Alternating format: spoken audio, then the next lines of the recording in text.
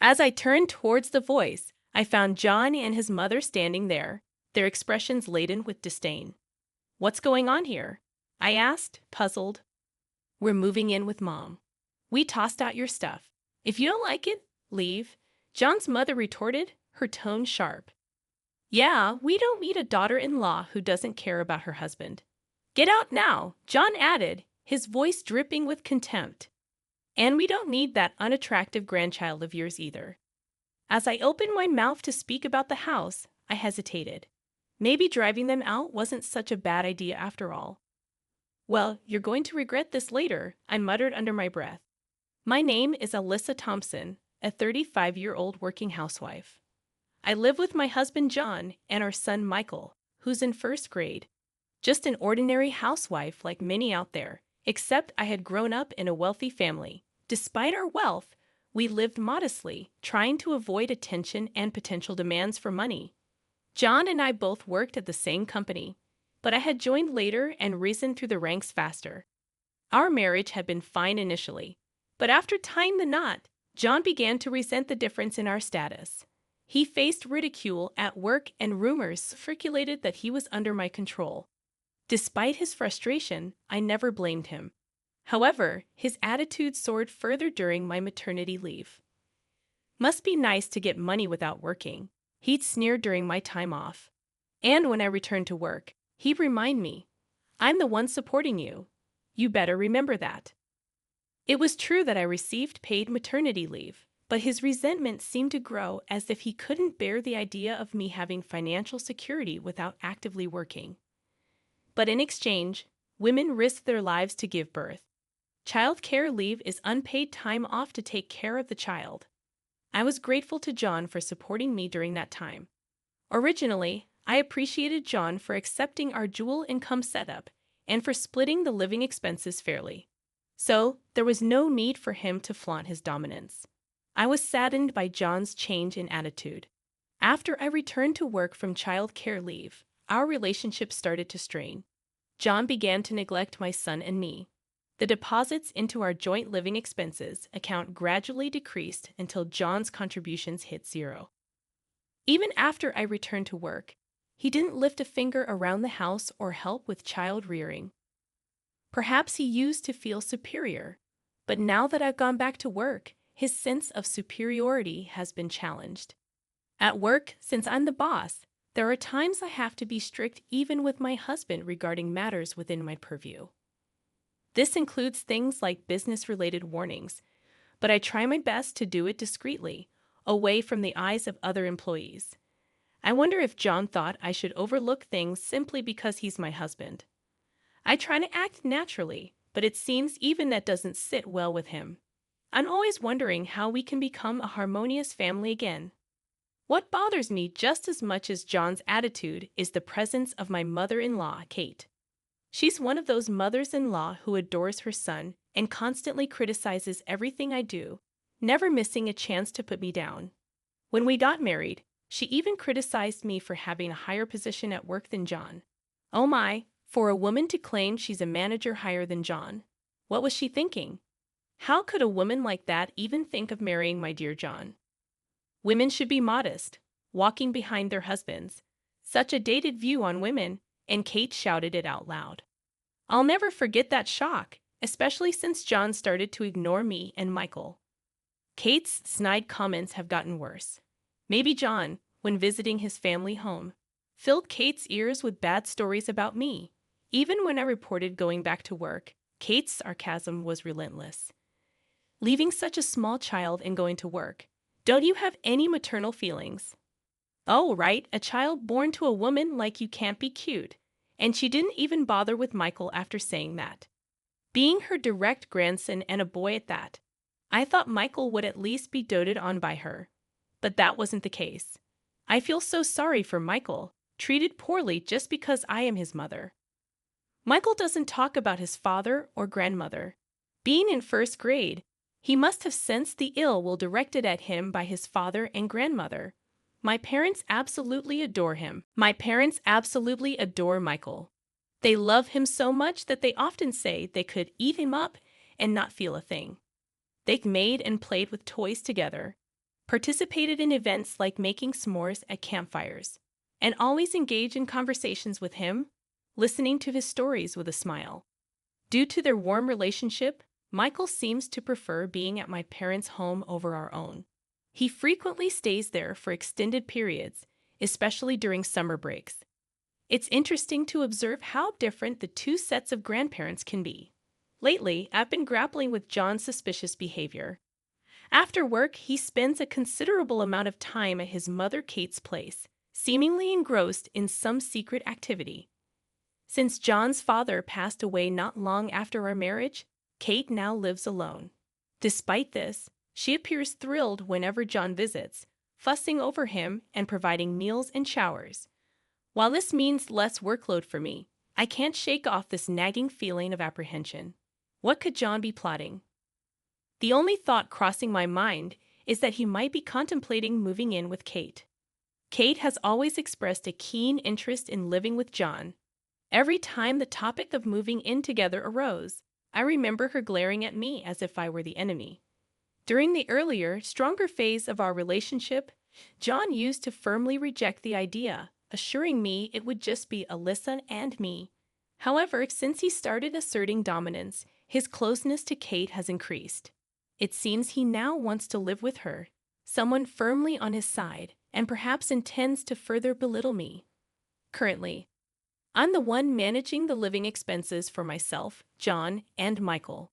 Despite earning more than John and having some inheritance from my family, we aren't financially struggling. However, my desire has always been to live solely on the money we earn, without relying on inherited assets. That's why I haven't disclosed the details of the inheritance to John. I wonder what he's doing with his salary. Perhaps he's spending it on his hobbies or trying to please Kate. I really don't want to live with Kate. I don't want to be constantly nagged at, and I certainly don't want Michael to be ignored or verbally abused at home. It's sad that John doesn't pay attention to Michael, but that's still better than him facing outright hostility. If we move in together, it's going to be like walking on eggshells. Lost in thought, I muttered to myself. Suddenly, Michael overheard me. "Mom, what does moving in mean?" I was taken aback, realizing that Michael was right next to me while I was lost in thought. "I'm sorry, I was just thinking." "Tell me, Michael, how would you feel if we started living with your dad's mom?" Michael is a smart kid. It's better to inform him somewhat than trying to hide everything. After pondering my question for a moment, he replied, "Grandma Kate. If we're going to live with a grandma, I prefer your parents. Grandma Kate doesn't talk to me." Seeing the sadness in Michael's eyes hurt. He must have wanted attention from Kate, even though she's the way she is. This made me both sad and angry. How could she treat her own grandchild this way? One day, as these concerns weighed on me, something decisive happened. When I returned home from work, Michael rushed out to me. Mom, Dad's doing a strange thing." Seeing how flustered Michael was, I had a sinking feeling. "What happened? What did your dad do?" Michael pointed to the garden from the front door. Looking at the garden Michael pointed to, I couldn't believe my eyes. My clothes, books, Michael's clothes, and school supplies were all thrown into the yard. "Hey, what's this about?" As I stood in shock before the pile of clothes and books, I heard John's laughter. Surprised, I turned towards the voice. There stood John and his mother, Kate. Still not believing the scene before me, I asked John, "Hey, what's going on here? Not just my stuff, but Michael's too. I know you don't like me. It might take time to forgive. But if you call it harassment, well, I guess I can understand. But Michael's just a kid in elementary school. What on earth are you and Kate thinking, dragging him into this mess?" I felt my blood boiling in anger.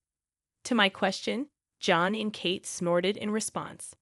"Because my mom's going to live with us. I threw out your stuff. If you don't like it, leave. Yeah, we don't need a wife who doesn't care for her husband. Leave and take that not-so-cute grandson you gave birth to with you." John and Kate laughed loudly. Something inside me snapped. Not content with just tossing my things, they threw Michael's out too. And to say in front of Michael that he's not cute and not wanted was enough. I've been patient for too long. "All right then, To my response, John and Kate were overjoyed, grinning. They spoke loudly. Now you see how important I am? No matter how high and mighty you act, without me, you can't get by. Exactly. It must be hard for a clueless wife like you, thinking you're better when you should be following your husband. It's pitiful, really. I let off a deep sigh. Michael and I will leave. I assume this means you want a divorce. At my question, John exclaimed with delight. Don't like it? If you don't kneel down, beg, and say you'll serve me, and don't forget to act humble at work, then maybe I'll reconsider the divorce. No need. I'll go to the lawyer's office by tomorrow. As I responded calmly, John looked taken aback. What? You're sure about the divorce? You set it up this way with this stunt. Did he think I'd cry and beg? Clearly flustered by my unwavering stance, John was at a loss for words. Seeing this, Kate chimed in. Why are you being so arrogant? John's offering kind words, and you ignore him. You're really an infuriating daughter-in-law. I replied as I picked up the clothes thrown in the yard. I'd always tried to support you in my own way. But it seems you never noticed. That's it. I don't want to be with someone who doesn't value Michael and me. Michael was quietly gathering his clothes and school supplies. I couldn't imagine how painful it must have been for him, still in elementary school, to have his belongings thrown away by his father and Kate. I didn't show it, but I was seething with anger. In the midst of all this, I suddenly remembered something about our house contract. There was a special clause in our lease. But as I started to talk about the house, I realized something and stopped. Maybe it wouldn't be a bad idea to use this to get back at these two. Well, y'all are probably going to regret this later. Not my problem anymore, I said. John seemed frustrated that things weren't going his way. He repeatedly hurled insults at me. With our belongings packed, Michael and I left our home. Later on, carrying our essentials, Michael and I took shelter at my parents' home. They were shocked by John and Kate's behavior, but were happy to take us in. Michael was thrilled to see his grandparents, whom he adored. I needed to finalize the divorce. Leaving Michael with my parents, I started thinking about the next steps.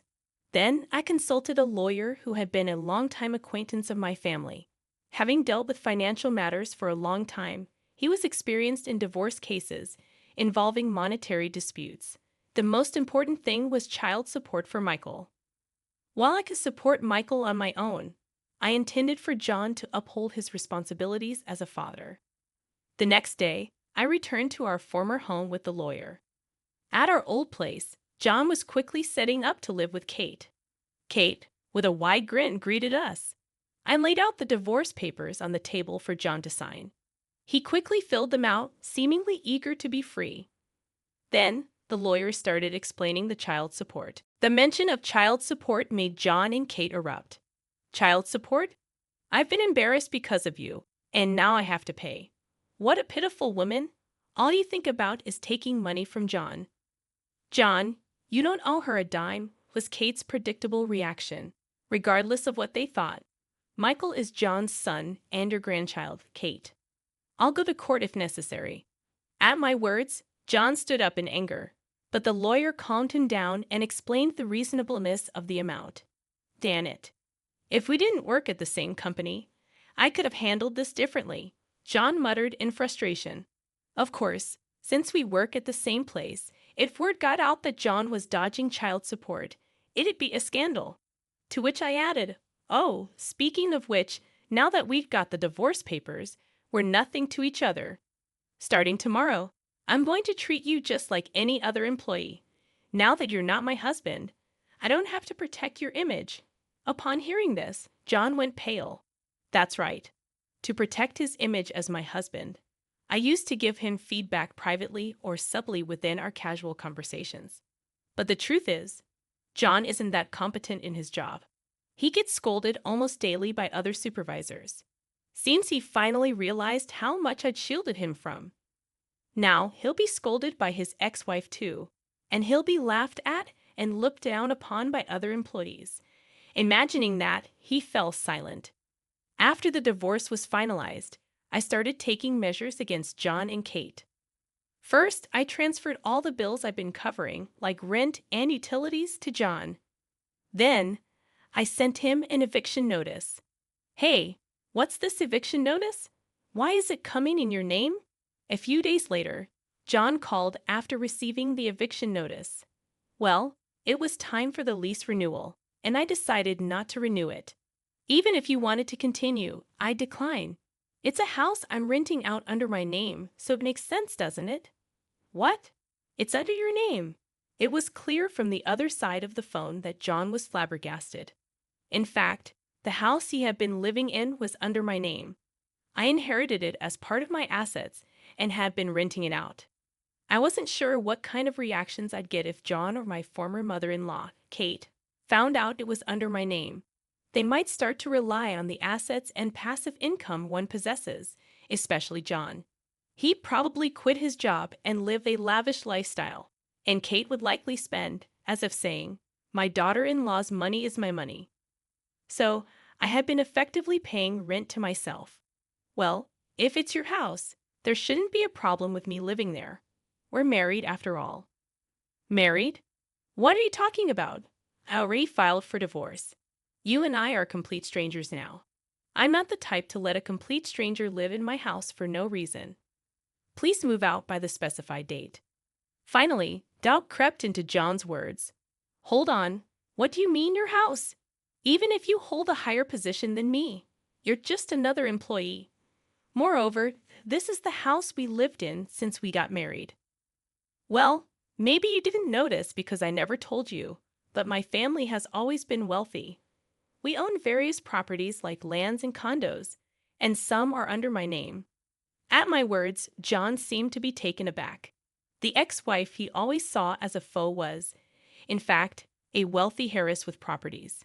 Yet she still worked, and if he was with her, he'd never have to worry about money. Maybe thinking that, John flipped his stance. Hey, Alyssa, can we give it another try? This time I'm going to treat you right, and we won't live with my mom. What do you say? Quite the about-face. Who would want to start over after all that? Letting it all out, I let him have it. You think I'd ever reconsider things with someone who changes their attitude on a dime? You always said how humiliated you felt because I had a better job and earned more. It's over. I'm moving away from such a person. Good for you. No more shame to bear. I yelled with all I had and hung up. That felt good. I couldn't wait to see what happens with John and Kate. From then on, things seemed to have gone downhill for John and Kate. They struggled to find a new place to live. While I gave them some time before the eviction, they dragged their feet and didn't bother finding a new place. So after the eviction, they had to look for a place while carrying all their stuff. Apparently, it looked pretty ridiculous. Some of our colleagues even saw it, and word spread about them getting kicked out of their house. And now, he had to face me at work. John seemed deeply humiliated. Damn it, if Alyssa would just reconsider, I wouldn't have to go through this. Maybe I should quit this uncomfortable job and move to another company. But quitting wasn't easy for John. He had chosen to live with Kate, which meant he had to cover living expenses for both of them now. For John, who had been relying on me for living expenses for years, it would be tough. Almost all of his income would now go to bills, and he seemed super stressed. Even Kate, who he was once close with, their relationship soared. She had been hoping for a relaxed life, having me handle all the household chores, but that dream was shattered with the divorce. John, who lives with her, covers the living expenses, so Kate must handle the household chores now. It seems he's been making snide remarks towards John. He's such a useless son, doesn't earn much, lets a wife who can both earn well and do chores slip away, and makes me do the housework. What, it's your fault, Alyssa, and I got divorced. If it weren't for you. What'd you just say? How can you say that to your own mother? John has to pay child support for Michael.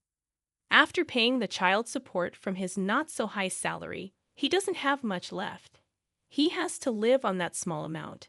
Now that he no longer has the financial security he used to, it seems John and Kate are fighting daily.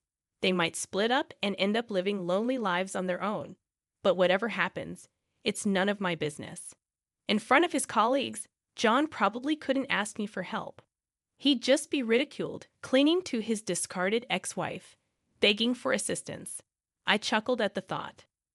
Since then, I've been living in a small apartment near my parents' home with Michael. Life is easier, both financially and mentally, without John and Kate around. Michael's face has brightened a lot. When I come home, he rushes to me right away. Mom, today at school. Hold on, sweetie. Wash your hands and put your backpack away first, then tell me all about it. He chats a lot with me and my parents. Seeing Michael smile, I feel good about the divorce and regret keeping him in that environment. Before, I used to be preoccupied with my relationship with John and Kate, not thinking about the future. But now I can live for a clear goal, Michael's happiness. I've realized the importance of relationships with those around you. Michael, are you getting along with your friends? No one's being mean or anything. Yeah, I'm good. Everyone's nice. And if someone says something wrong, they apologize, and everyone forgives. Even kids know how to be considerate and apologize. I'll try not to act rudely towards others as well.